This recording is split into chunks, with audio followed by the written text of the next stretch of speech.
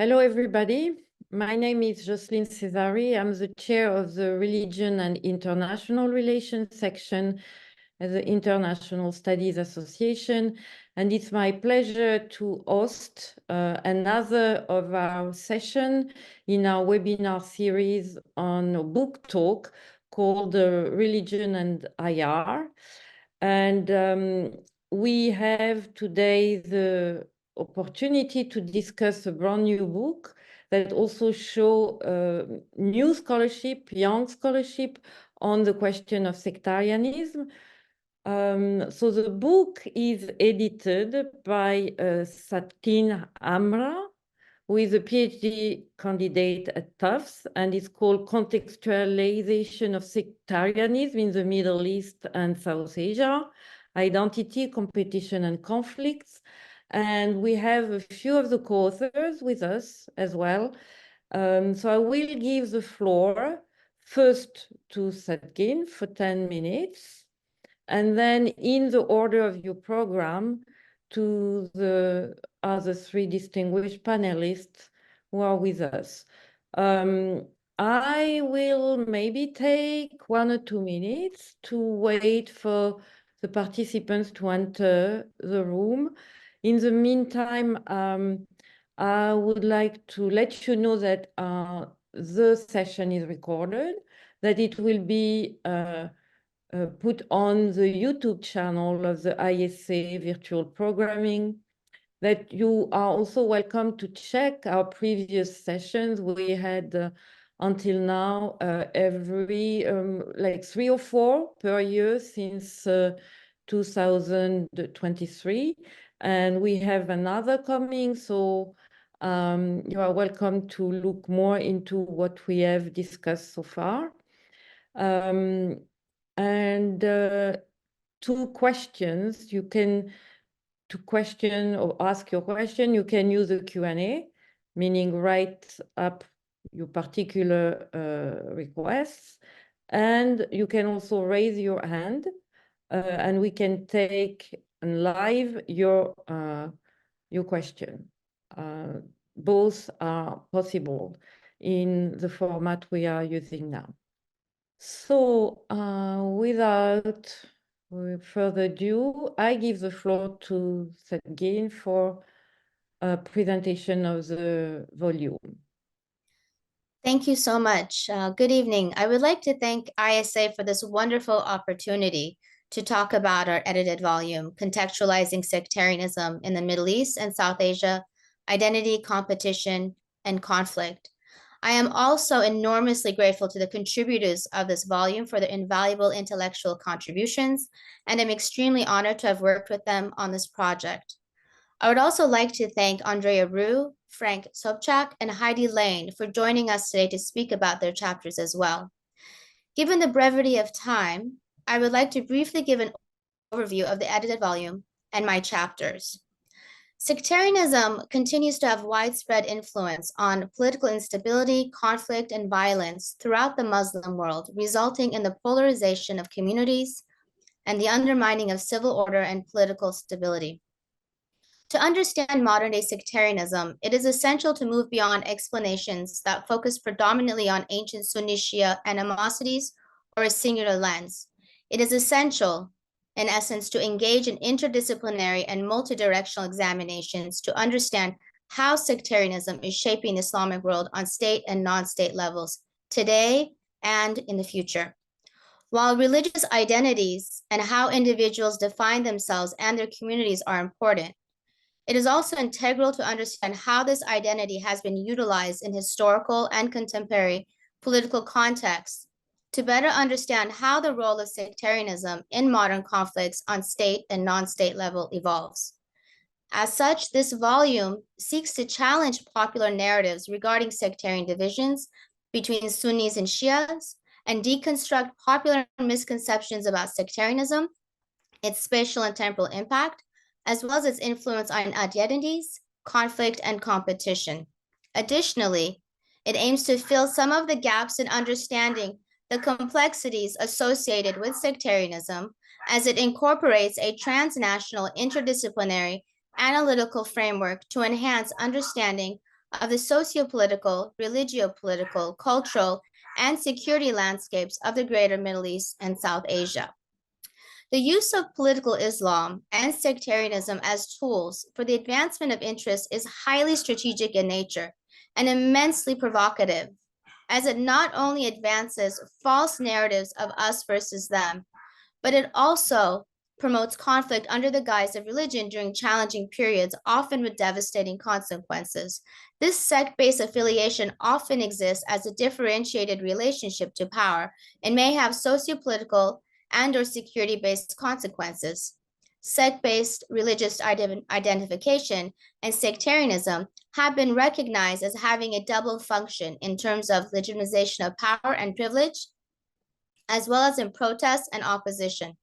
It is often used by political entrepreneurs to enhance their credibility, legitimacy, position, and power.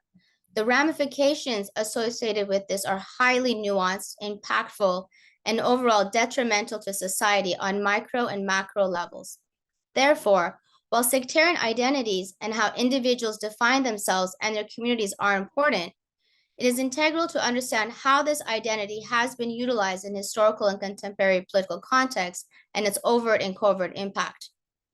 Each of the chapters in this volume contextualizes sectarianism within a specific framework, providing key insight not only into its complexity, but also the ramifications associated with its strategic utilization. In terms of my chapters, I contextualize sectarianism within the framework of two case studies: the Soviet-Afghan War and Iraq from Saddam Hussein's period until after the 2003 invasion. Given our time constraints, I'm only going to very briefly touch on both case studies. In regards to Afghanistan, this was evident throughout the region during that time period that political Islam had taken hold of South Asia or West Asia and throughout the greater Middle East. Afghanistan was no different, including as you would see it rise in the Soviet-Afghan War.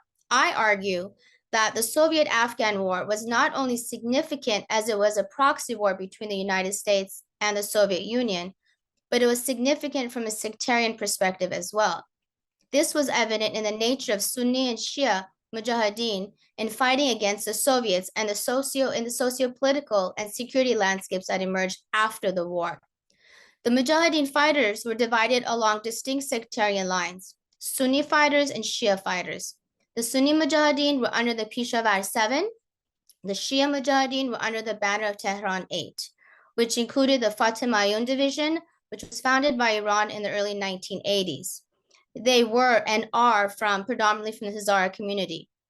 During the Soviet-Afghan War, they fought both within the context of the Soviet-Afghan War and for Iran in the Iran-Iraq War, because they were familiar with certain climate and landscapes, so they were better utilized in those regions for Iran. More recently, they have fought in Syria, and they are an arm of Iranian militias. The division between the Mujahideen was based on the competition that emerged between Saudi Arabia and Iran after the fall of the Pahlavi dynasty in Iran and the demise of the Twin Pillar policy. So both Iran and Saudi Arabia instrumentalized not only Islam for strategic purposes within the context of the Soviet-Afghan War, but each also strategically used their specific sect to advance their interests and level of influence among members of the respective Islamic sect within Afghanistan. Two levels of us versus them and in-group, out-group paradigms were used, one against the Soviets and the other against each other. I argue that this arena also contributed to the fomentation of sectarianism for strategic, non-ideological purposes between transnational Sunni and Shia communities, as the nature of fighting was highly polarized and indicative of the existing hegemonic aspirations of the two main players in the Muslim world, Iran and Saudi Arabia. Consequently, Afghanistan became one of the first landscapes in which competition between Saudi Arabia and Iran was explicitly evident and consequently facilitated the strengthening of transnational sect-based networks with immense long-term temporal and spatial consequences. The next case study that I'd like to briefly touch on is Iraq.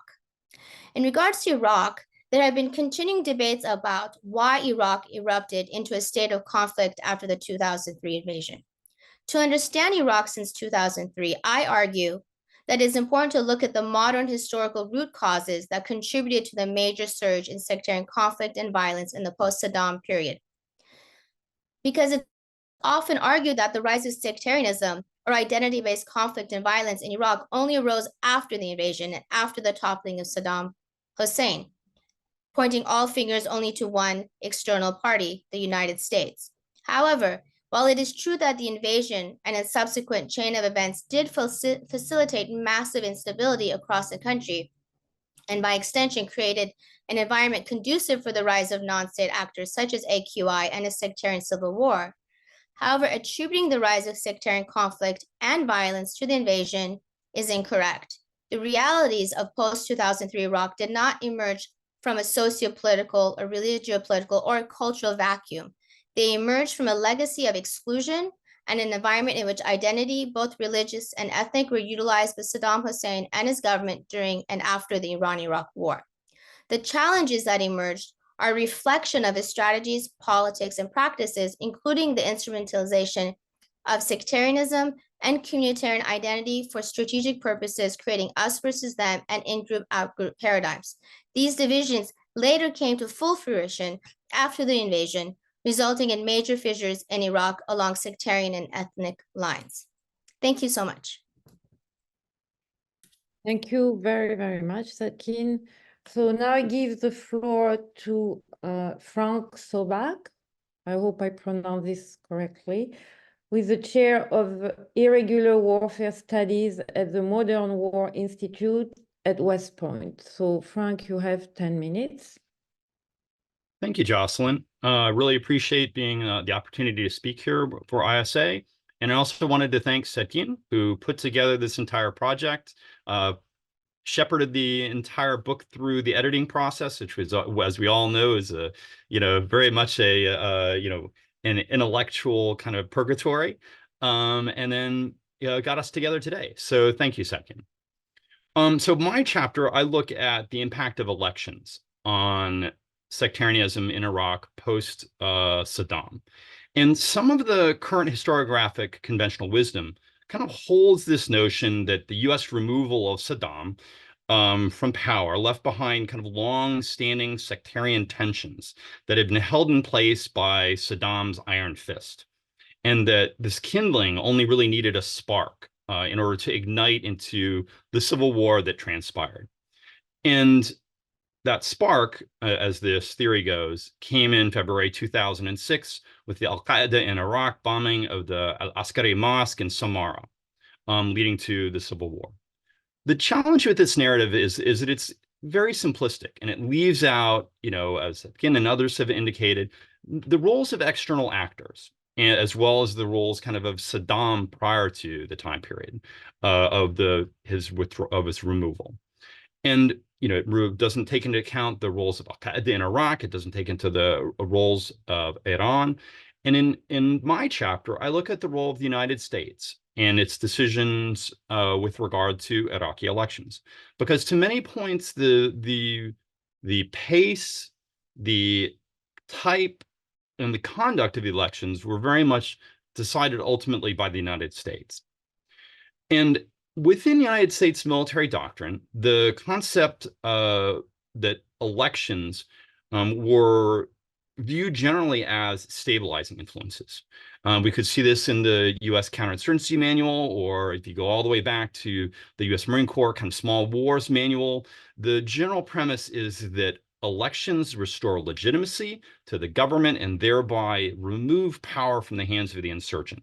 And so therefore, according to U.S. military doctrine, it's best to hold elections kind of as quickly as possible. Unfortunately, in Iraq, much of this U.S. doctrine was basically proved inaccurate, or at least for the case of Iraq, in that rather than prove to be stabilizing influences, the elections were destabilizing, and this was because they failed to really give time for reconciliation after the fall of Saddam. And they also provided new avenues for conflict, kind of new areas for competition.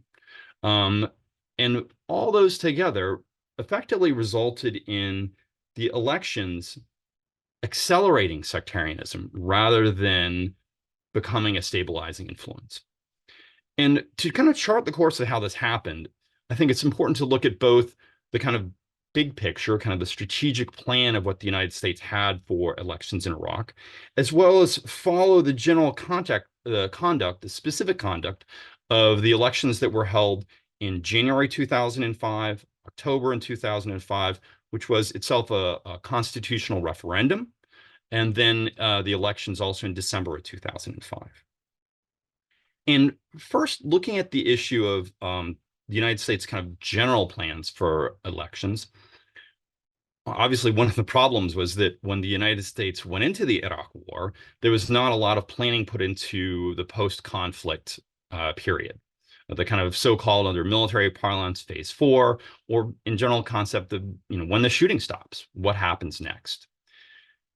And the planning that did occur oftentimes was very rushed, and the initial plan held that elections would be held approximately perhaps 6 years. The first elections would be held 6 years after the fall of Saddam, and that they would be a bottom-up construct where at the local level, there would be caucuses that would be held to select local level leaders. And then at each level, this process would be replicated until 6 years down the road at the national level, there would be elections. And that would kind of give kind of time for the notion of democracy or a democratic form of government to kind of build, kind of the seeds to have allowed time to grow.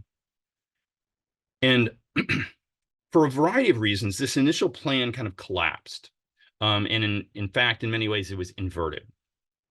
It collapsed for U.S. domestic reasons. The administration of President George W. Bush had an election in November 2004, so he was under pressure to try to show progress in Iraq.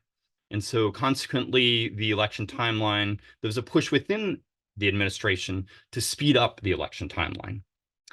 Internationally, there was near universal opposition to the occupation, and there was a desire to restore sovereignty to Iraqis as soon as possible. And so there was internal pressure to do the same.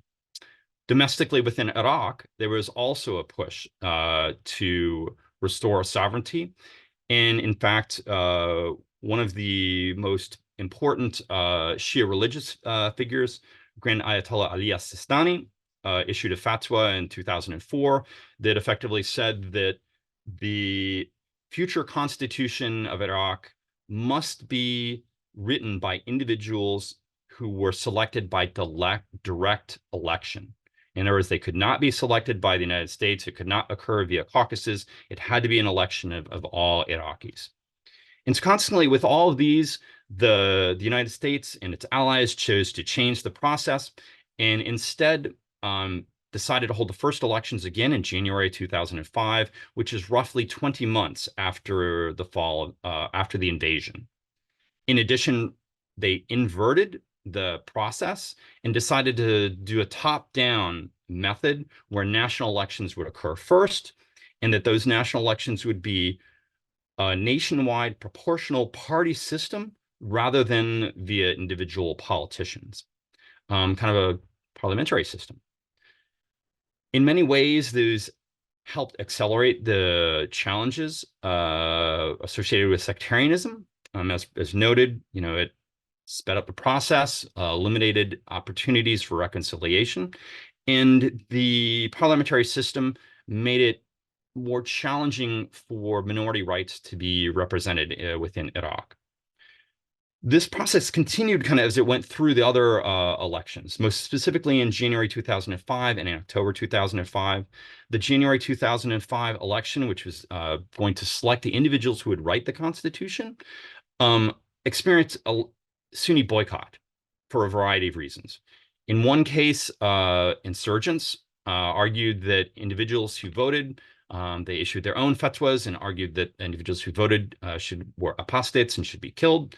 Others believed that they should boycott the election because the entire process was corrupt and it wasn't going to lead to a fair solution. And then the battles, extensive battles in Fallujah in November of 2004 had scarred much of the Sunni community in Anbar province. And so there's a perception that the voter turnout would be also low there. Sunni politicians went to American political and military leaders and begged them to not hold the elections and to postpone them. And unfortunately, they did not listen. So what the Sunni politicians predicted came to occur. And in Sunni majority Anbar province, only 2% of the registered voters actually voted. In Nineveh province, which is mixed, only 17% of the population voted. Again, most of those were Arab Kurds.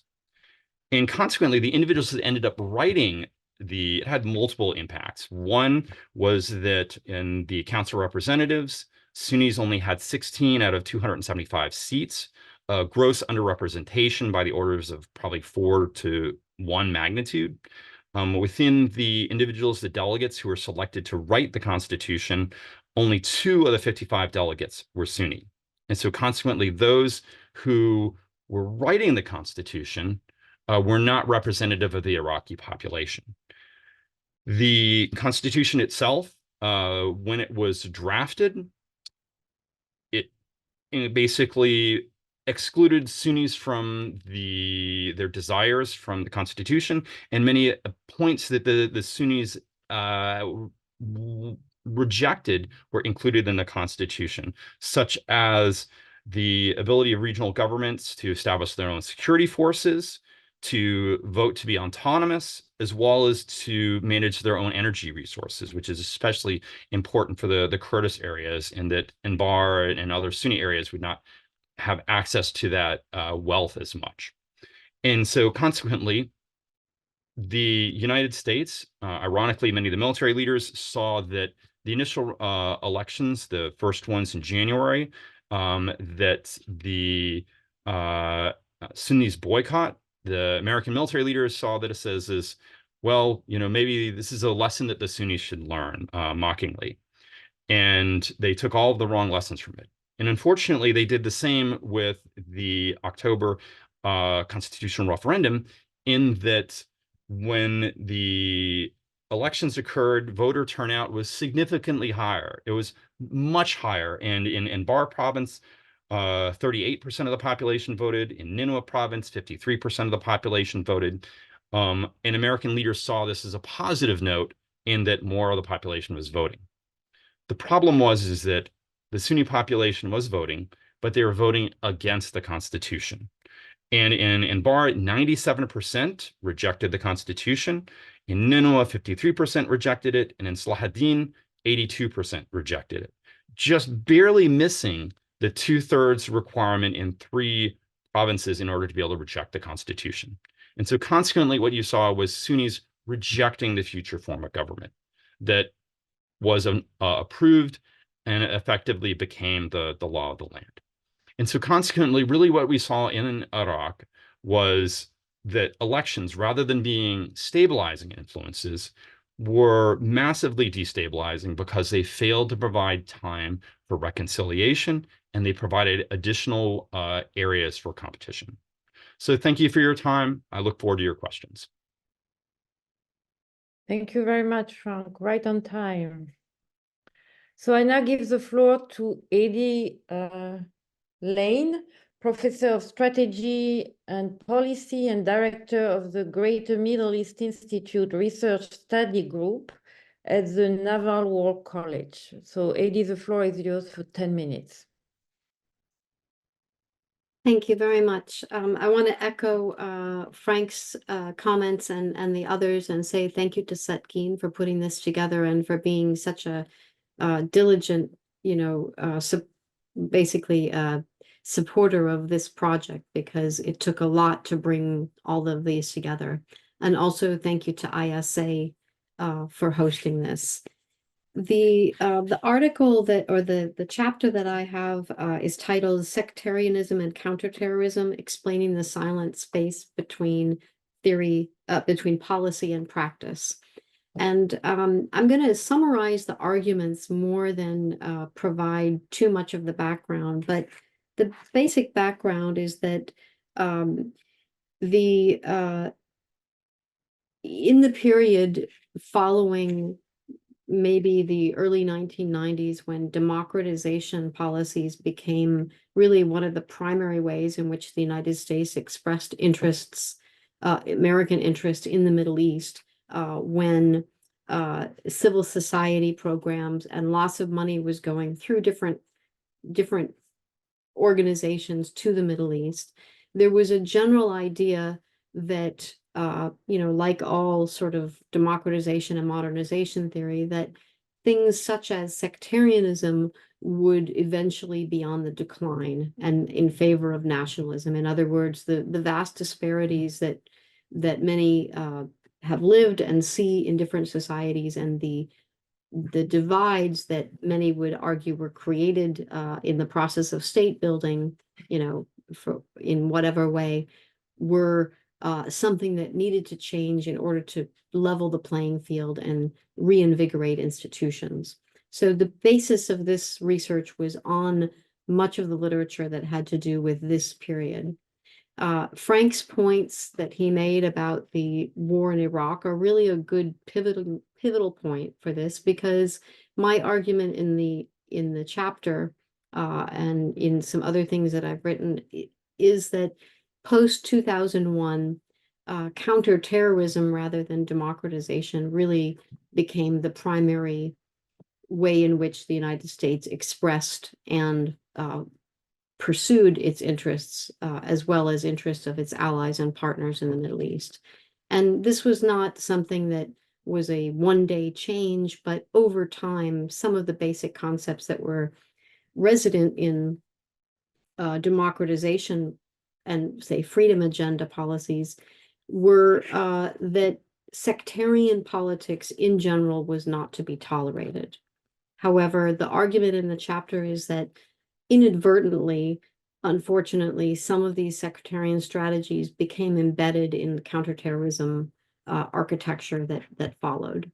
And so when after September 11th and after the beginning of the global war on terror, or the war on terror, many states participated very heavily and quickly in building counterterrorism structures, sometimes implementing laws, sometimes just benefiting from training and money coming in to help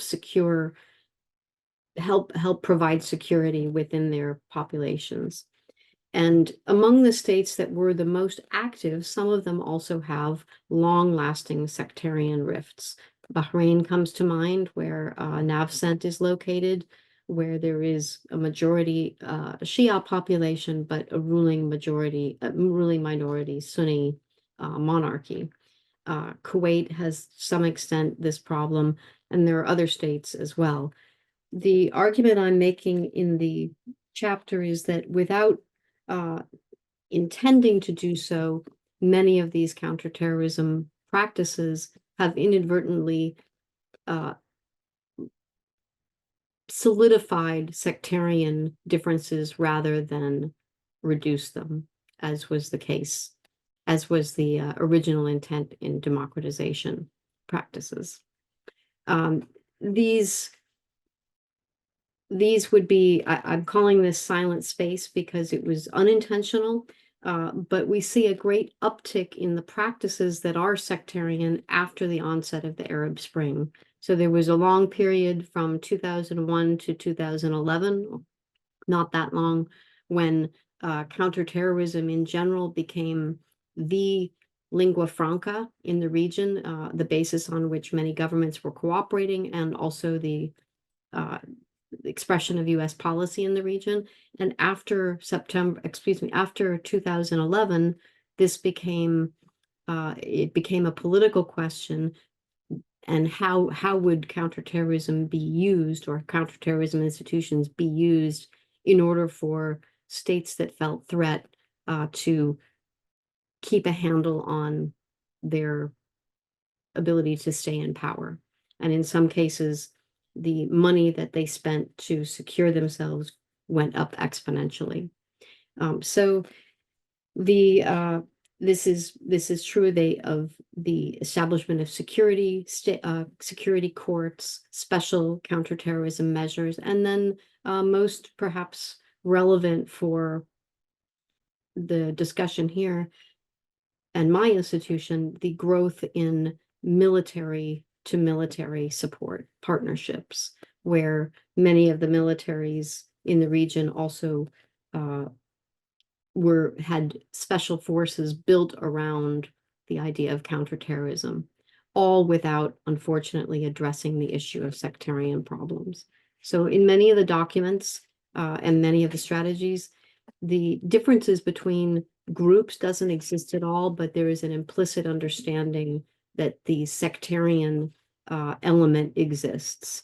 One of the ways in which this is expressed is in the international military alliance that was established after 2014, I believe in 2015, whereby many of the Islamic countries in the region are part of the IMA, with the exception of Iraq and Syria, explicitly because of the fact that they also are considered Iranian proxies and or have Iranian influence.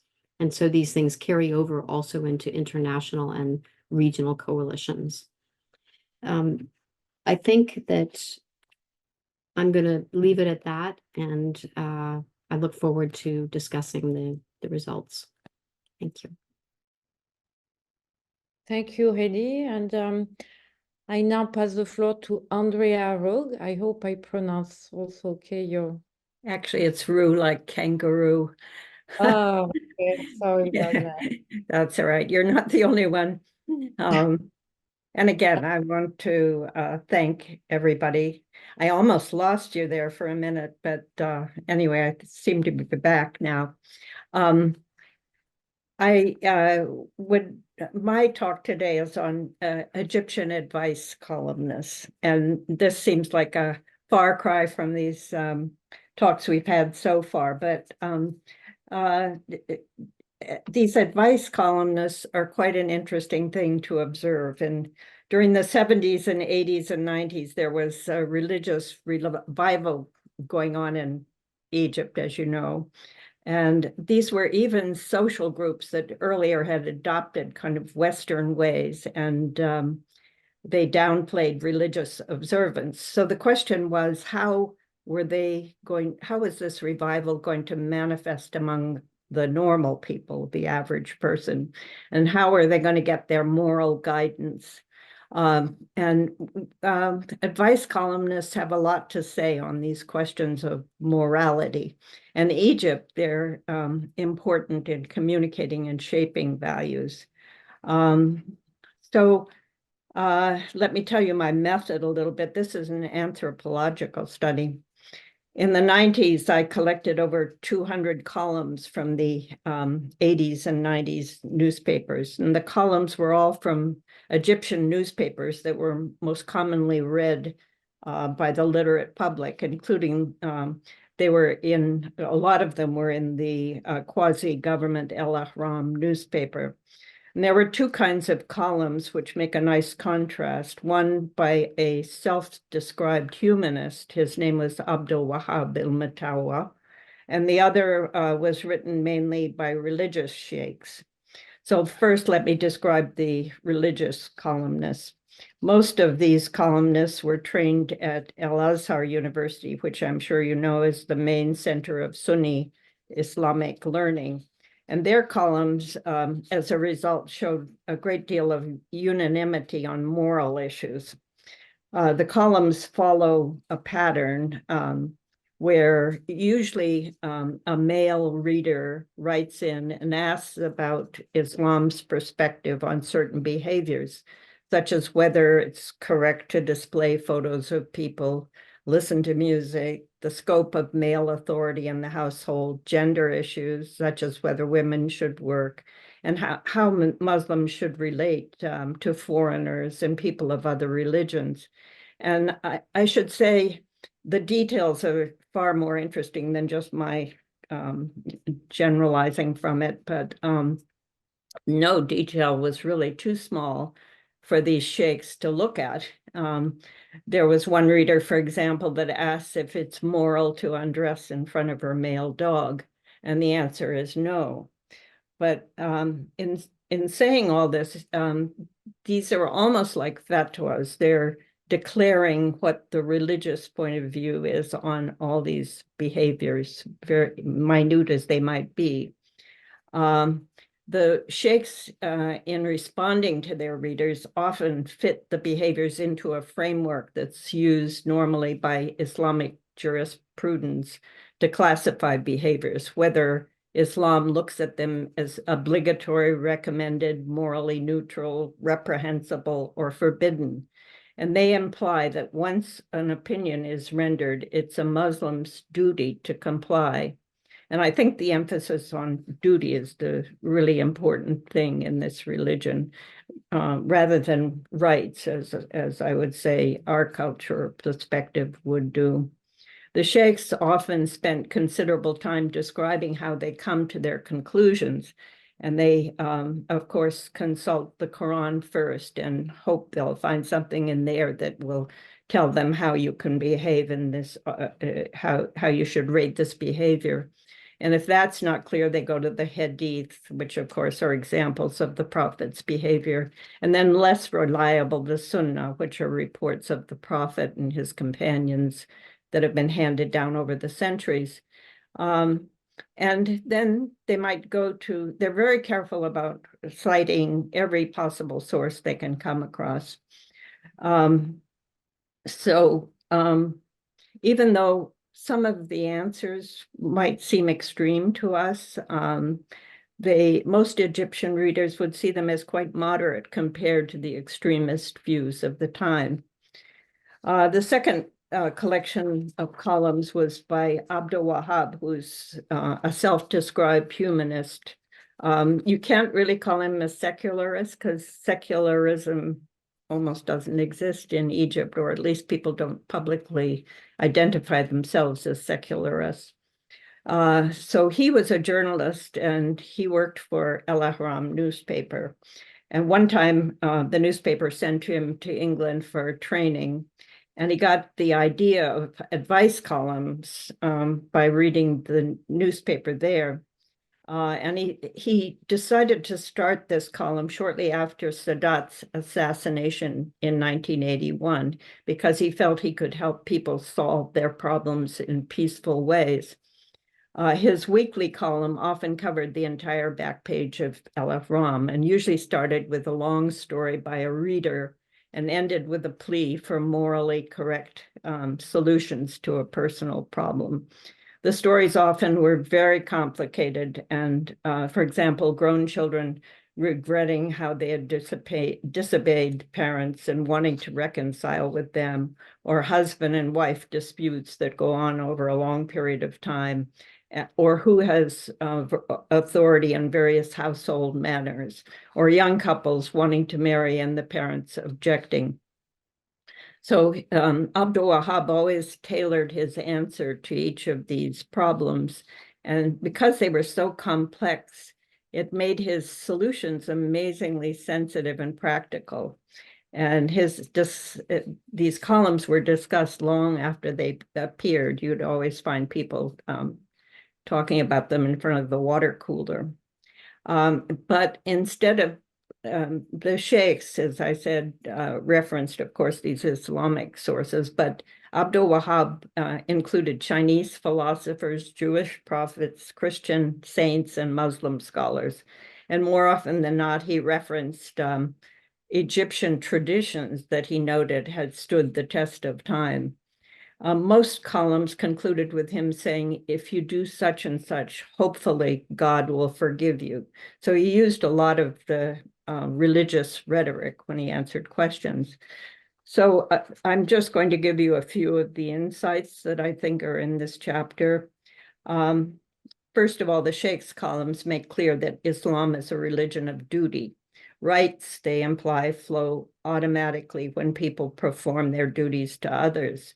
And often when I listen to Frank talking, It's one thing we often don't understand about, for example, even the Taliban. We don't understand once their religious leader has told them it's a duty to protect women. It's very hard to go into them and say, well, girls have a right to education, or rights are human-made, duties are religious, flow from religion. So some sheikhs remind readers, though, that they, although they can consult others, in the end, they're responsible for finding out what God wants for them and will be judged by their intent to do the right thing. The two columnists, types of columnists, approach morality very differently. And I've already talked about how the sheikhs put the behavior into God's formula, and Abdul Wahab refers to a framework of traditional values. The sheikhs see Islam as morally superior, being the final message of God. And there are commonalities, they believe, with Jews and Christians, but they caution that they should be careful in trying to adapt Islam to other ethnic or religious models. But at the same time, Abdul Wahab in his columns more flexibly talk about people being loving and respectful to everyone. And he, as he says, the philosophers through the ages did.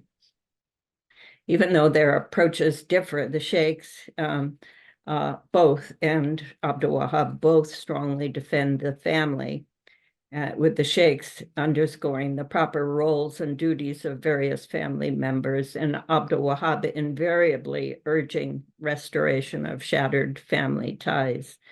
Now, to see the distinction in cultures, if you compare these approaches with the American columnists, and Landers, you see a stark difference. The Egyptians promote duties to others and family cohesion, while Landers focuses on the comfort of the questioner and finds it easy to recommend breaking off relations.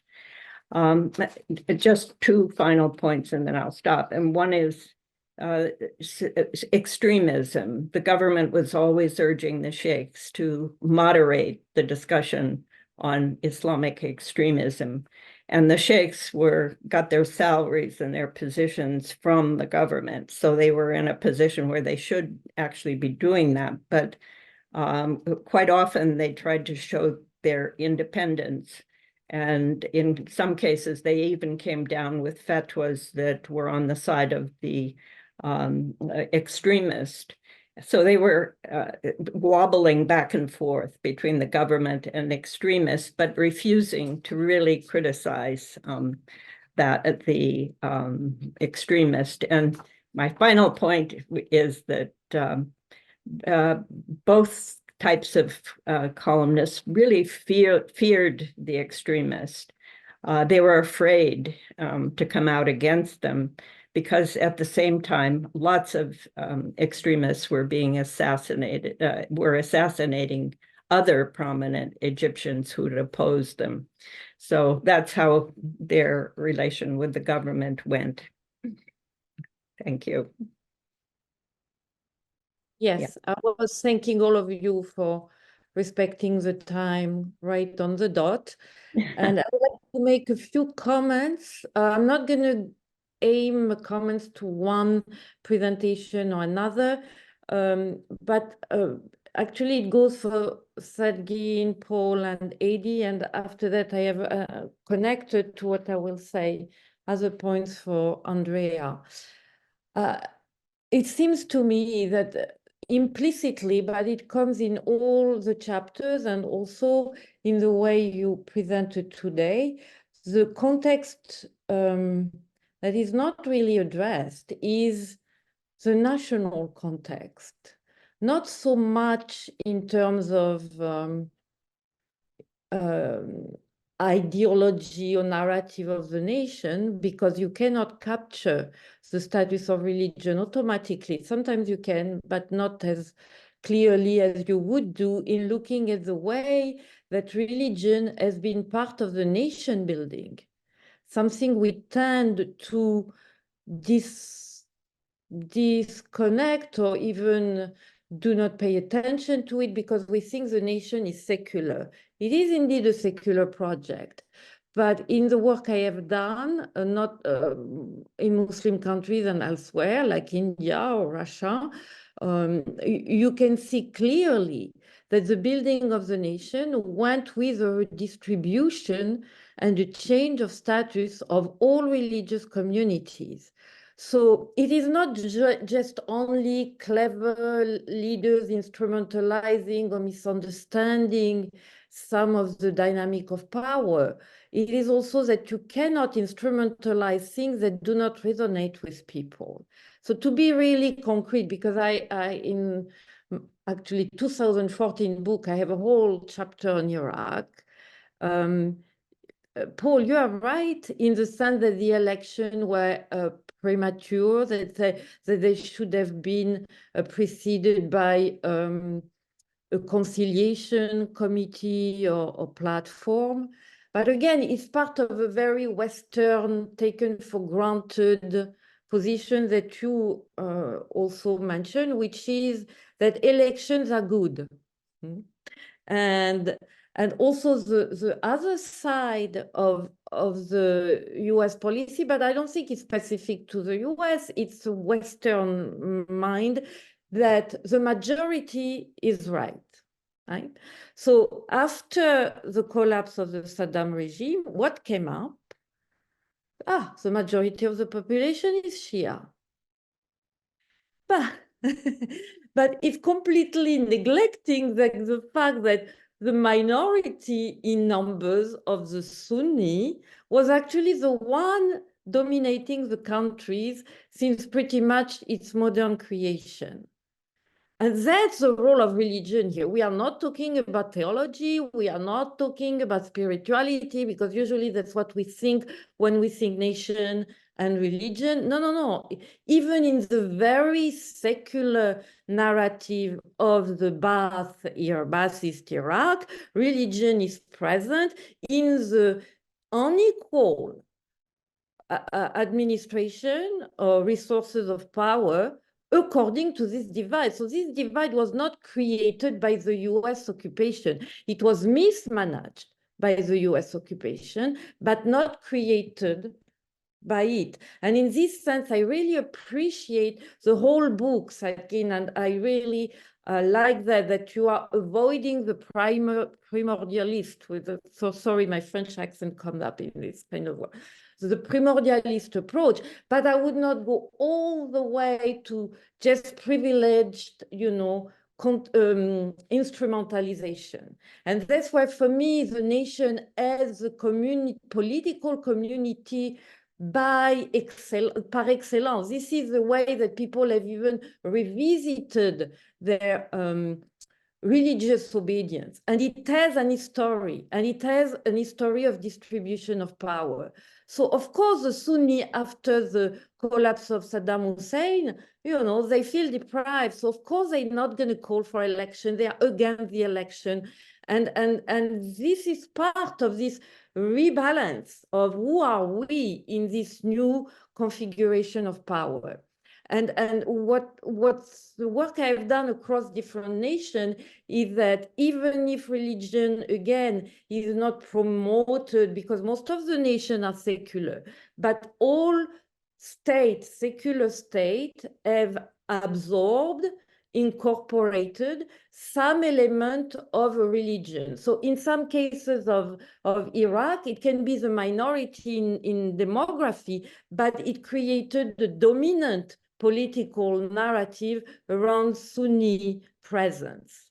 And I would say here that I would like to turn to Andrea. Andrea, what you're showing is also something very obvious in the sense that the state in Egypt is the first initial, like as any of other Muslim majority state, the first actor of political Islam before the Islamists. The moment the clerics are civil servants, the moment the mosques are controlled, the moment the curriculum at El-Azhar is scrutinized by political authorities, this is already political Islam. Even, you are right, if they call themselves secular.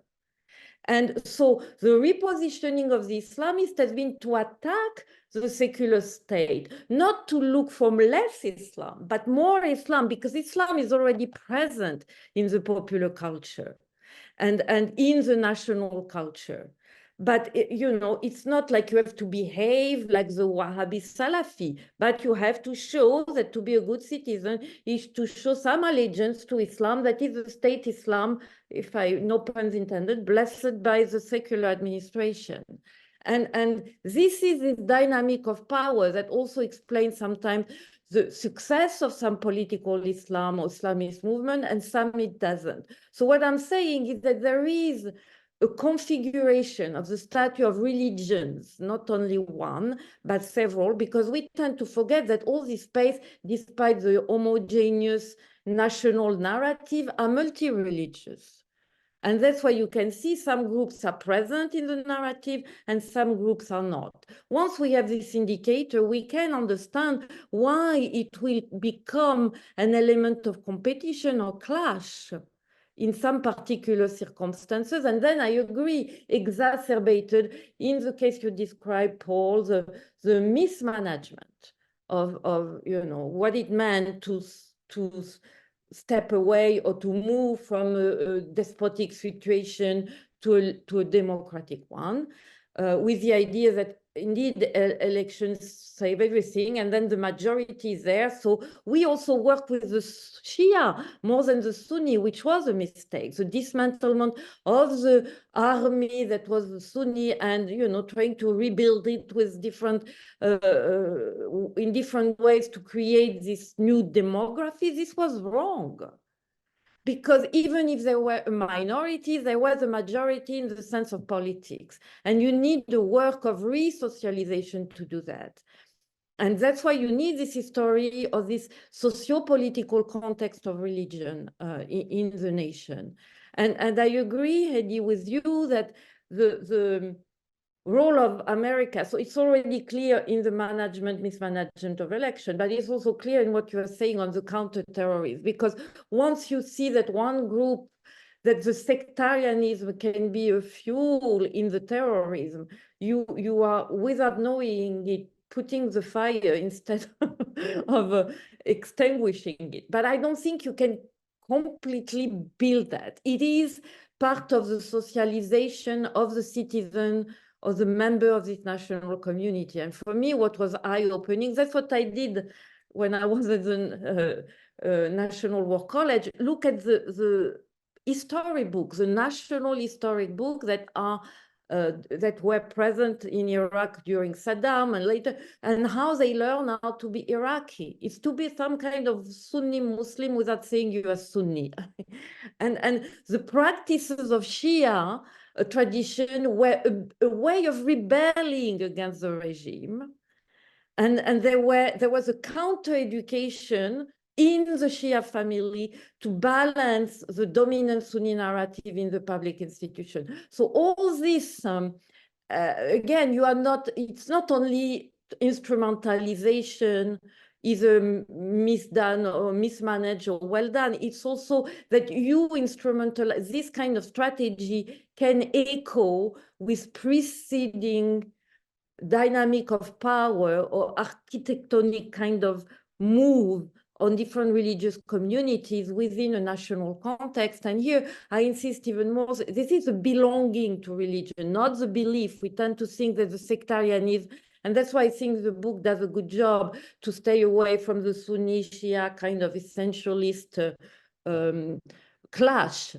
But it's about the communal aspect of the religious community that is central, not only in this part of the world, but everywhere. And when we are political scientists, that is a dimension we don't pay attention to because we think religion is only belief.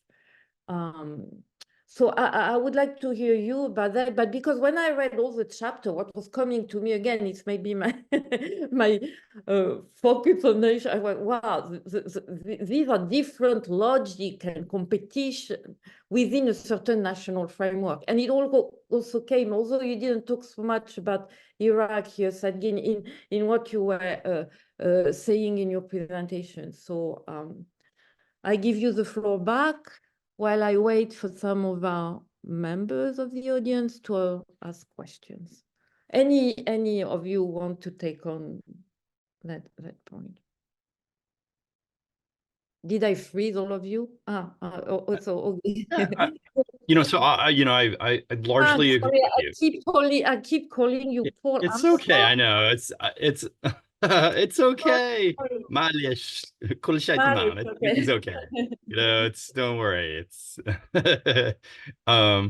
so I largely agree with you, and particularly in the case of Iraq, the the division and distribution of political power in many cases was along religious lines, and it was distributed very specifically. I mean, of course, there were exceptions.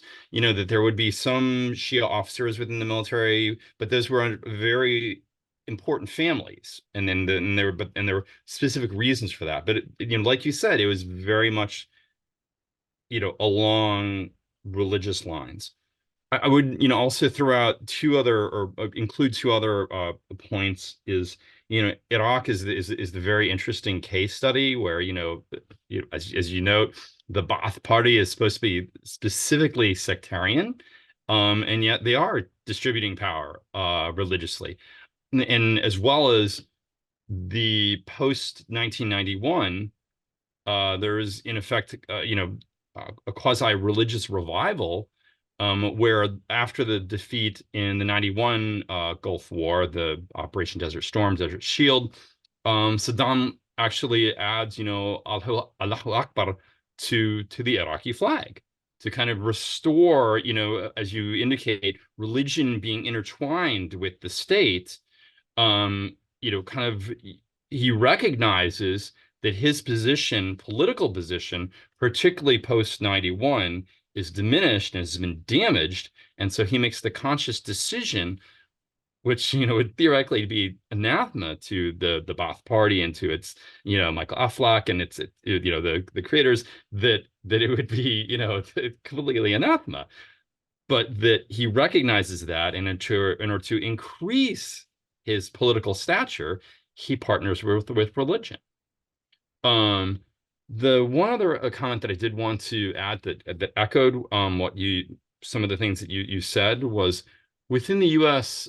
military, many of the things we did really exacerbated that, and that particularly early on from 2003 to 2005-ish, the insurgency in many cases was really viewed as a Sunni problem, in that the majority of the insurgency was out in Anbar or up in Nineveh or up in Salahuddin. The predominantly Sunni areas and the other areas were quiet. And I mean, of course, there are reasons why that was occurring, but they failed to look at it strategically and then exerted military force effectively on those predominantly Sunni areas, without not only thinking forward or backwards, and thinking forward on, okay, what are the implications to this if we do this for most of our targeting, or we're attacking or fighting people, if we are fighting the Sunnis, as well as looking backwards toward the question of, well, why are mostly the Sunnis fighting us? And failing to recognize that, well, I mean, this such a simple perspective that Saddam and the majority of those in power that had been given power were Sunnis, and that now we were effectively putting them out of power, and some of them were even telling us, literally telling us that, oh well, why are you fighting us? Well, we were fighting you because you put, and they'd use the word, they'd say the Persians, to mean the Shia. But you put the Shia in charge, and that's why we're fighting you, is because we were in power, and now you're taking us out, and so we're going to fight you. And it's just, so I apologize. I know it's a little bit all over the place, but I completely agree. When I was at the National War College, I had the privilege to access all the archives of the Saddam state. And what was striking to me, there was those archives are amazing, by the way. You They see really, the religious aspect of his management. He was obsessed by the Shia. Up to the last moment where the American attack was imminent, he was still thinking strategically, which are the places where the Shia could, rebel. So this is sectarian in itself. Again, he was not theologically involved. It was a communal belonging. We cannot accept a group with this kind of identity in this kind of political configuration. And so that's the continuous friction that reinforces both, yeah. Could I add one last thing? And I apologize if I'm taking up too much time. No, that's a discussion. To that point, exactly. After 1991 Gulf War, Saddam designs his military. Like, what lessons does he take from 1991? He designs his military not to fight the United States, but to fight the Shia in the South, principally. And that's when the United States is so surprised that when they're fighting all the Saddam Fedayeen, like, why would he design something like this? Well, because he wasn't worried that as much about us. He was, like you indicated, he was terrified of another Shia uprising. Yeah. No, that is absolutely fascinating for me, the way that he managed religion. And you are right, because you were saying about the American personnel. I remember having a discussion with someone from the State Department, very shocked that maybe we have to build the new democratic Iraq with the Shia, not the Sunni, which came like a surprise. That is not what we were expecting, and again, because democracy is not a number, people have a very different mindset and socialization. And religion is part of this socialization. Religion is not personal belief and that's what we are missing, not in this particular discussion, I think, but when we look at religion and politics,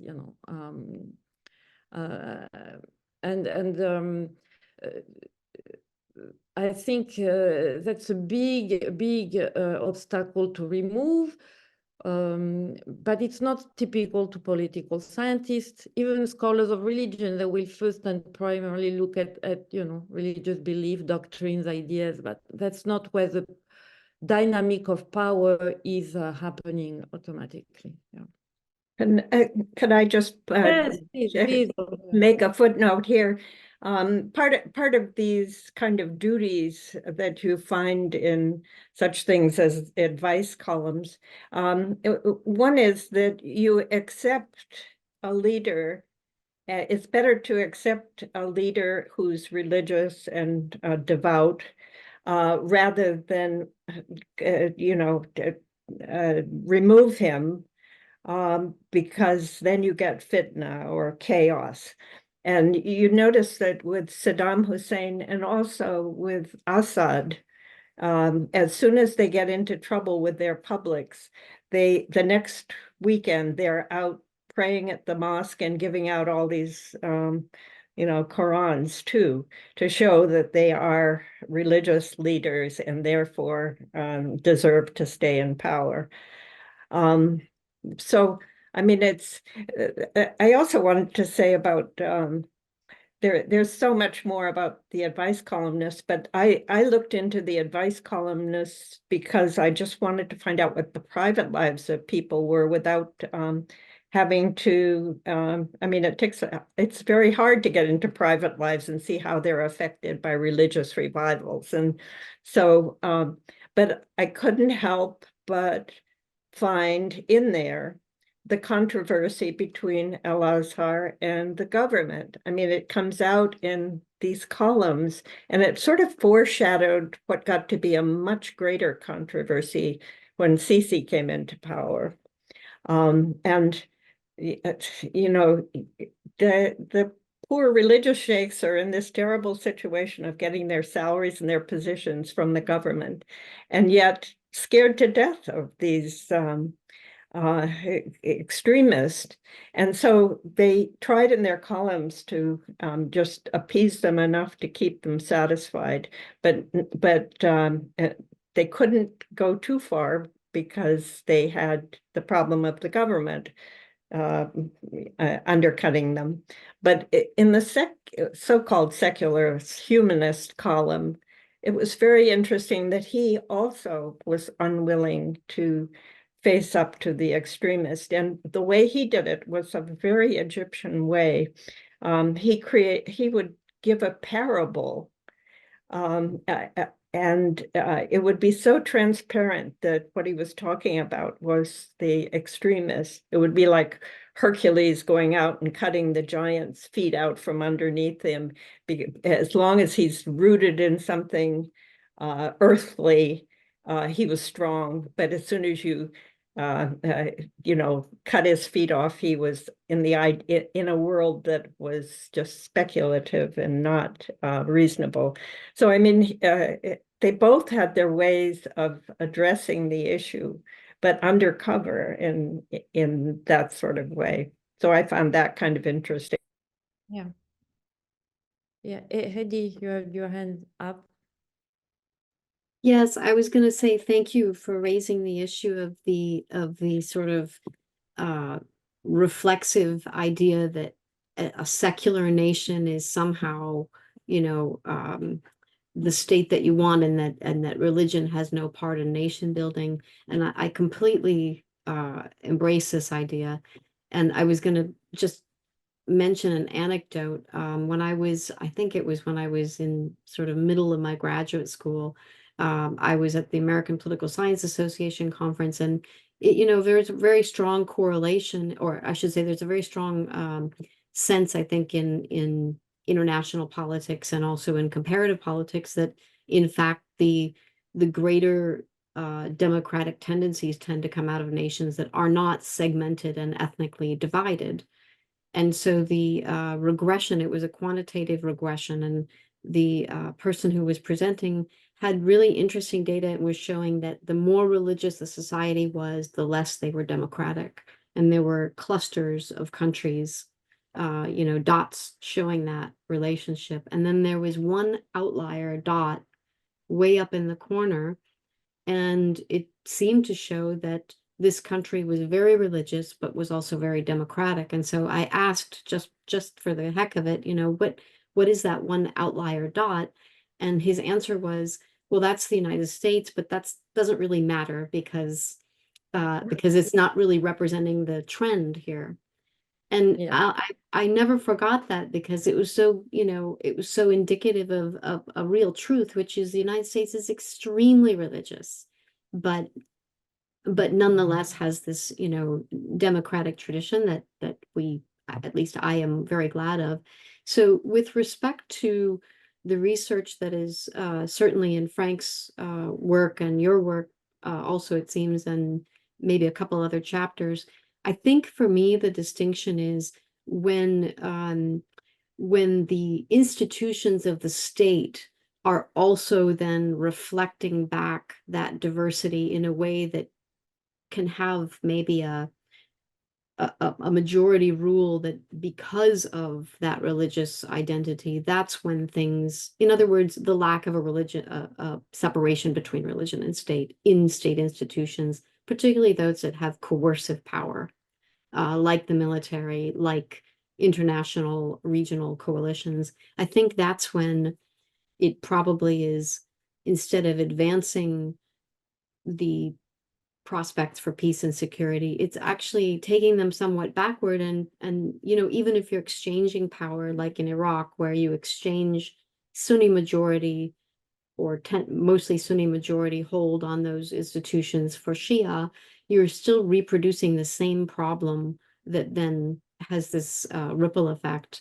And I was thinking recently about the this is the current conflict in Gaza with respect to the Houthis, because the Houthis are doing something so interesting that is being lost on the majority of, I think, observers, which is they're doing exactly the opposite of what everyone says they're all about. They're actually, siding with another sort of national movement. They're showing no sectarian reasoning at all in the way that they're behaving. And yet, in a lot of the coverage, there's this reversion constantly to, well, they're Iranian backed and they're Shia, inspired, and they're making it sectarian in the coverage rather than observing the fact that this group, for better or for worse, whatever you want to call them, are actually moving away from that and trying to embrace this sort of national pan-national kind of sentiment. Yeah. I'm glad you raised this question of, the difference between the history of religious communities within the nation building and the state policies that can co-opt or discriminate between religion. In my own work, I did a quantitative paper, it happens to me once in a while, on showing what are the causes for undemocratic or lack of democracy in countries, and we're working only on Muslim majority countries.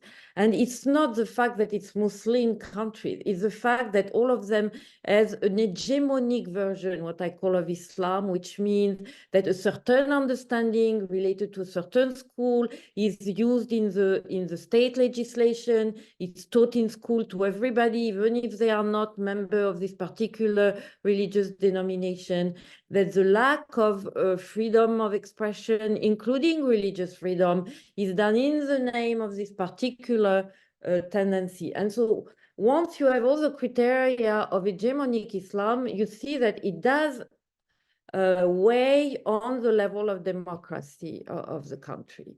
It doesn't cause it, but it does aggravate it in some ways.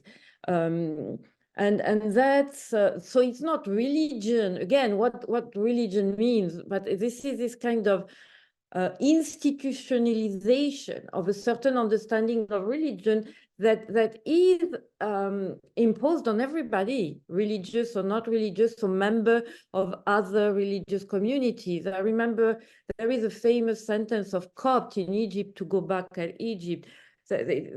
Some said, we are Muslim by nation and Copt by religion. So it says it all right there, this importance of being couched in a certain political culture, that even if you are not a Muslim, you're going to have to bind by it, So sometimes it leads to sectarian,